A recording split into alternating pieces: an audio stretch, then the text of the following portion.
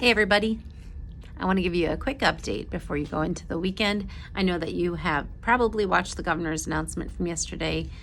You've read some information, you've read many things online, I'm sure, and listening to all different perspectives. And I just want to let you know that our plan is not going to be communicated to our families in detail until it can be board approved, which is most likely around that August 10th mark. But I wanted to let you know what we are looking at. So anything I'm about to say is information for you and you only. And we are looking at all the scenarios. You know, we can provide any of the scenarios that are listed.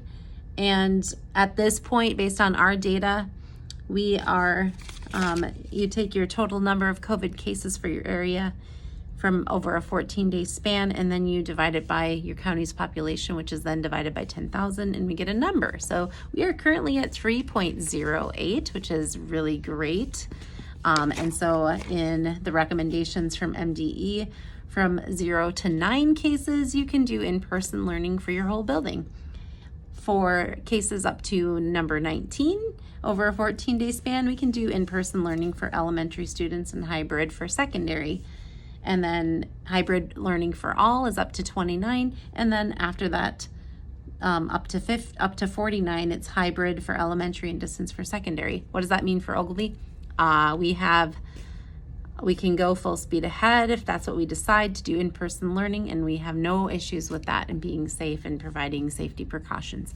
We could go hybrid, and that still means we can fit all of our kids, and we can go full speed ahead with safety precautions in place. So lots of planning and prepping and lots of teams and committee work is coming. We don't have our official plans written down and rolled out, and we definitely are still going to be mapping out all three very heavily, because we could roll in and out of a plan given our scenario, and this, the large document and executive order tells us what to do and when to do it and what kind of decisions to make and how to make those decisions. So I just wanted to put your mind at ease that we will send a family notice home very quickly. It won't go over things in detail, but it will just reassure families that we are going to provide statistically and data-based decisions, and we're going to see the kids soon. So that's the good thing. We'll be back in the swing of it before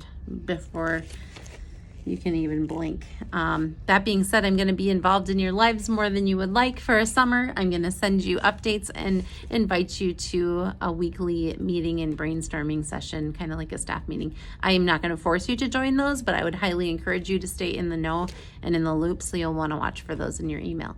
And then watch for messages, of course, coming your way.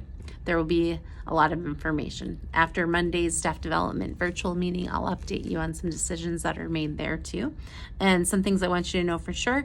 There is funding coming in for protective gear, so you will have a face shield ordered for you. If you choose to order your own, it has to be a forehead shield. It can't be attached to a cap or anything like that. We are going to go that route for learning. It makes the most sense for kids to see your face for elementary only. I don't know about secondary yet, but that's one thing we know for sure, and that you'll be provided with COVID testing materials as a staff member. You are at the forefront of all of our planning and just making sure that you are safe and taken care of. And one thing I want to encourage you to do is to detach from things that are causing you personal harm or fear. I've seen a lot of that, and I had to make some decisions this week to unfollow some groups and to get myself out of things that lead me down a rabbit hole into unhealthy thinking.